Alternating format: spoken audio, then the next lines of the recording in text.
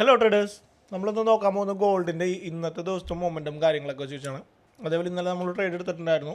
ആ ഒരു trade first target hit ചെയ്തു. സെക്കൻഡ് ടാർഗറ്റിലോട്ട് നമുക്ക് ട്രയൽ ചെയ്യാമെന്ന് വിചാരിച്ചിട്ടുണ്ടായി. പക്ഷേ മാർക്കറ്റ് പോയില്ല. അതിന് മുന്നേ റിജക്ഷൻ കാണിച്ചിട്ട് മാർക്കറ്റ് ഫോളോ ചെയ്യുന്ന കണ്ടീഷൻ നമുക്ക് കാണാൻ പറ്റി. ഇങ്ങനെ ചെറിയൊരു മാർക്കറ്റ് വീഴാനുള്ള കാരണം എന്ന് വെച്ചാൽ വേറൊന്നും പറയാനില്ല. നമുക്ക് മാർക്കറ്റ് കൺസോൾട്ടേഷൻ ആയതുകൊണ്ടാണ് ഇത്തരത്തിലൊരു കണ്ടീഷൻസ് മാർക്കറ്റിൽ ക്രിയേറ്റ് ചെയ്യുന്നത്. കാരണം അൺസർട്ടനിറ്റി ആണോ മാർക്കറ്റ് വോളിയത്തിൽ കാണാൻ പറ്റുന്നത്. കാരണം നല്ല രീതിയിൽ ബയേഴ്സ് കയറുന്നുണ്ട്, അതേപോലെ തന്നെ നല്ല രീതിയിൽ സെല്ലേഴ്സും മാർക്കറ്റിൽ ഇൻടേക്ക് ചെയ്യുന്നുണ്ട്. സോ ഈ പൊസിഷൻ ഇൻടേക്കിങ്ങിൻ്റെ ഭാഗമായിട്ട് മാർക്കറ്റ് എന്ത് ചെയ്യുന്ന നല്ല രീതിയിൽ കൺസോൾട്ടേഷൻ മൂവ്മെൻറ്റുമാണ് കളിച്ചുകൊണ്ടിരിക്കുന്നത്. ഈ ഒരു ലെവൽ ഓഫ് സെഗ്മെൻറ്റ് ബ്രേക്ക് ചെയ്യാതെ നമുക്കത് മാർക്കറ്റ് ട്രെൻഡ് സ്റ്റിൽ എങ്ങോട്ട് കണ്ടിന്യൂ ചെയ്യുന്ന ഉറപ്പിക്കാൻ പറ്റാത്തൊരു കണ്ടീഷനാണ് നമുക്ക് കാണുന്നത്. പക്ഷേ as per the higher time frame confirmations നമ്മളിപ്പോഴും ഒരു മാർക്കറ്റ് ബൈയിൽ തന്നെയാണ് നമ്മൾ എക്സ്പെക്ട് ചെയ്യുന്നത്. സോ മാർക്കറ്റിൻ്റെ daily time frame base analysis ചെയ്ത് നോക്കുകയാണെന്നുണ്ടെങ്കിൽ 3000 2990 ആ റേഞ്ചൊക്കെ മാർക്കറ്റ് എന്തായാലും റീച്ച് ചെയ്യേണ്ടതായിട്ടുണ്ട്. സോ ടെക്നിക്കലി നമുക്ക് മാർക്കറ്റ് ബൈയിങ് കണ്ടീഷനിലാണ്. പക്ഷേ മാർക്കറ്റ് വോളിയം കമ്പാരിറ്റീവ്ലി വളരെ ലോ ആയിട്ടൊക്കെയാണ്. If in case market dip ചെയ്യുകയാണെങ്കിൽ പോലും അഗെയിൻ മാർക്കറ്റ് നല്ല രീതിയിൽ ബൈ വോളിയം തന്നെ ടേക്ക് ചെയ്ത് പോകാനുള്ള പോസിബിലിറ്റി തന്നെയാണ്. അങ്ങനെയാണെന്നുണ്ടെങ്കിൽ ഒരു ഡ്രോപ്പ് എന്തെങ്കിലും ഇൻ ഫ്യൂച്ചറിൽ മാർക്കറ്റ് വീഴുകയാണെന്നുണ്ടെങ്കിൽ അഗെയിൻ ബൈ കണ്ടിന്യൂ ചെയ്യണമെങ്കിൽ കുറച്ചും കൂടി പോകുകയാണെന്നുണ്ടെങ്കിൽ 3050 എന്ന് പറയുന്ന റേഞ്ചൊക്കെ മാർക്കറ്റ് അഗെയിൻ ട്രാവൽ ചെയ്ത് പോകാനുള്ള ചാൻസസ് ഉണ്ട്. അതായത് ഈ ഒരു ഡ്രോപ്പാണ് പോസിബിൾ ആവുന്നതെന്നുണ്ടെങ്കിൽ. കറൻ്റ് ഇങ്ങനെ ഡ്രോപ്പ് ഇല്ലാന്നുണ്ടെങ്കിൽ കണ്ടിന്യൂഷൻ ചെയ്ത് 3000 320 വരെയൊക്കെ പോകാനുള്ള ചാൻസസും മാർക്കറ്റിലുണ്ട് ഈ ഒരു കൺസോൾട്ടേഷൻ ക്ലബ് ചെയ്ത് നമ്മൾ കൺസിഡർ ചെയ്യുമ്പോൾ. കാരണം ഈ ഒരു കൺസോൾട്ടേഷന് ശേഷം ചെറിയൊരു രീതിയിൽ മാനിപ്പുലേഷൻസ് ഉണ്ടാവും.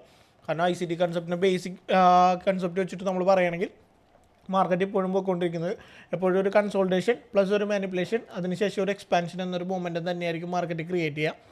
സോ ആ ഒരു മൂവ്മെൻറ്റും വെച്ച് നോക്കുകയാണെങ്കിൽ ഹയർ ടൈം ഫ്രെയിമിലോ കൺസോൾട്ടേഷൻ മൂവ്മെൻറ്റുമാണ് മാർക്കറ്റ് നടന്നുകൊണ്ടിരിക്കുന്നത്.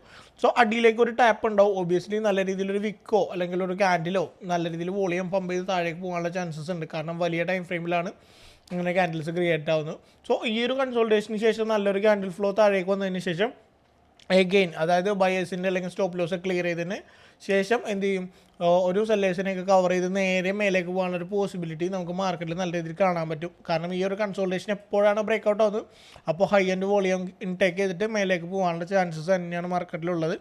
അപ്പോൾ ആ ഒരു മാനിപ്പുലേഷന് വേണ്ടിയിട്ട് നമുക്ക് എന്തായാലും വെയിറ്റ് ചെയ്തിരിക്കാം. ഇപ്പോൾ നമ്മൾ നിൽക്കുന്ന കണ്ടീഷൻ വെച്ചിട്ട് ട്രെൻഡ് ലൈൻ സപ്പോർട്ടിലെ എക്സ്ട്രീം റേഞ്ചിലാണ് മാർക്കറ്റ് വന്ന് നിൽക്കുന്നത്. സോ ഇന്നല്ലെങ്കിൽ നാളെ മാർക്കറ്റ് എന്ത് ചെയ്യാൻ പറ്റും, ഒരു മാനിപ്പുലേഷൻ ഇൻടേക്ക് ചെയ്തിട്ട് ബൈ പമ്പ് ചെയ്യാനുള്ളൊരു പോസിബിലിറ്റി നമുക്കിവിടെ കൺസിഡർ ചെയ്യാൻ പറ്റും.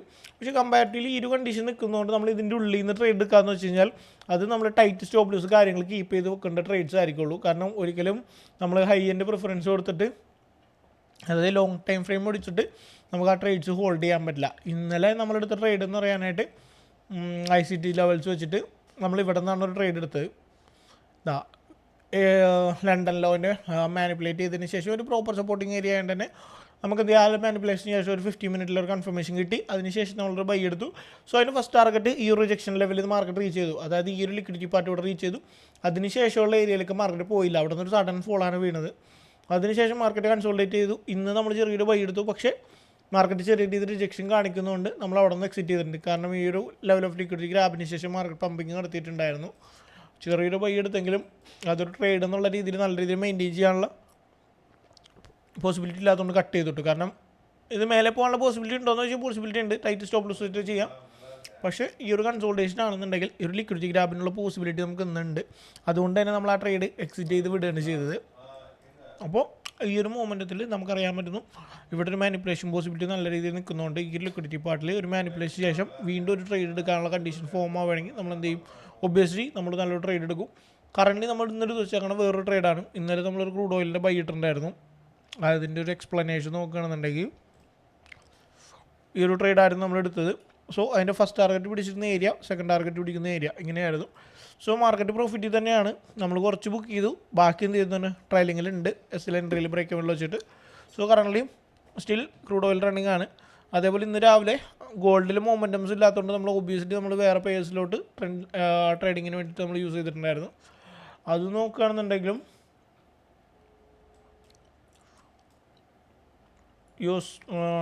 GBP/USD currency പെയറാണ്. GBP/USD കറൻറ്റിൽ എന്ത് ചെയ്യുന്നുണ്ട്, റണ്ണിങ് ആണ്. നമുക്ക് എന്ത് ചെയ്യാം, ഇതിൻ്റെ അനാലിസിസ് നമ്മൾ നോക്കുകയാണെന്നുണ്ടെങ്കിൽ GBP/USD വേറെ ചാർട്ട് എടുക്കാൻ നമുക്ക് എക്സ്പ്ലെയിൻ ചെയ്യാം. ഈ ഒരു കണ്ടീഷൻസിലോട്ട് നമ്മൾ എന്തുകൊണ്ടാണ് GBP/USDയുടെ ഈ ഒരു ട്രേഡ് എടുത്തതെന്ന് വെച്ച് കഴിഞ്ഞാൽ മാർക്കറ്റ് കണ്ടീഷൻ നല്ല രീതിയിലൊരു അപ് ട്രെൻഡ് പോയിക്കൊണ്ടിരിക്കുന്ന മാർക്കറ്റാണ്. ഈ ഒരു ചാനലിൽ കൂടിയാണ് മാർക്കറ്റ് പോയിക്കൊണ്ടിരിക്കുന്നത്. മാർക്കറ്റ് താഴേക്ക് വന്നിട്ടുണ്ട്. ലെവലിൽ നമ്മളൊക്കെ എന്ത് ചെയ്യുക, ഒരു ക്രോസ് ഓവർ സെഗ്മെൻറ്റ്സും കാര്യങ്ങളൊക്കെ ക്രിയേറ്റ് ചെയ്തിട്ടുണ്ട്. അതിനുശേഷം നമുക്ക് എന്ത് ചെയ്യുക, ഡെയിലി ബേസ് ചെയ്തിട്ട് നോക്കുകയാണെങ്കിൽ previous day swing low, previous ഡേയുടെ ലോ ലെവൽസ് മാർക്കറ്റ് മാനിപ്പുലേഷൻ ചെയ്തിട്ടുണ്ട്. 1 അവറിലോട്ട് നോക്കുകയാണെങ്കിൽ മാർക്കറ്റ് എന്ത് ചെയ്ത് ലിക്വിഡിറ്റി എഞ്ചിനീയർ ചെയ്ത് നിന്ന ഏരിയയായിരുന്നു. അത് എഞ്ചിനീയറിങ്ങിന് ശേഷം ഒരു മാനിപ്പുലേഷൻ ക്ലിയർ ചെയ്ത് മാർക്കറ്റ് പമ്പ് ചെയ്യാനുള്ള പോസിബിലിറ്റി ഉള്ളതുകൊണ്ടാണ് അതിന് മാനിപ്പുലേഷന് ശേഷം നമ്മൾ ട്രേഡ് എൻ്റർ ചെയ്തത്. പോരാത്തതിന് നമുക്ക് എന്ത് ചെയ്യാം, പാരലായിട്ട് നമ്മൾ നോക്കുകയാണെങ്കിൽ ഇവിടെ നമുക്കൊരു ട്രെൻഡ് സോൺ സപ്പോർട്ട് ഉണ്ട്. ലെവൽ ഓഫ് റെസിസ്റ്റൻസ്, അതായത് ഫസ്റ്റ് ബ്രേക്ക് സ്ട്രക്ചർ ഒരു 1 അവറിൻ്റെ ബ്രേക്ക് സ്ട്രക്ചർ കിട്ടിക്കഴിഞ്ഞാൽ നമുക്ക് അടുത്ത കൺഫർമേഷൻസ് നോക്കിയിട്ട് വീണ്ടും ട്രേഡ്സിലോട്ട് അഗെയിൻ ബൈ പൊസിഷൻസ് കയറ്റാൻ പറ്റും.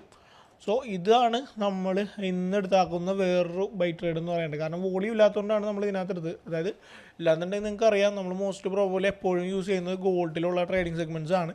ഗോൾഡ് മാർക്കറ്റ് നല്ല കൺസോൾട്ടേഷൻ ആയതുകൊണ്ട് ഒബ്വിയസ്ലി നമ്മൾ എന്ത് ചെയ്തു, ഒരു കറൻസി പെയറിൽ ട്രേഡ് എടുത്തിട്ടുണ്ട്. ഇന്നലെ ഒരു ക്രൂഡ് ഓയിലിലും ട്രേഡ് എടുത്തിട്ടുണ്ട്. അത് രണ്ടും അത്യാവശ്യം പ്രോഫിറ്റിലാണ്. സോ നമുക്ക് എന്തായാലും നോക്കാം. ഇതേപോലെ ട്രേഡിംഗ് സെറ്റപ്പും കാര്യങ്ങളൊക്കെ ആയിട്ട് നമുക്ക് ഇനിയും കാണാം. So by.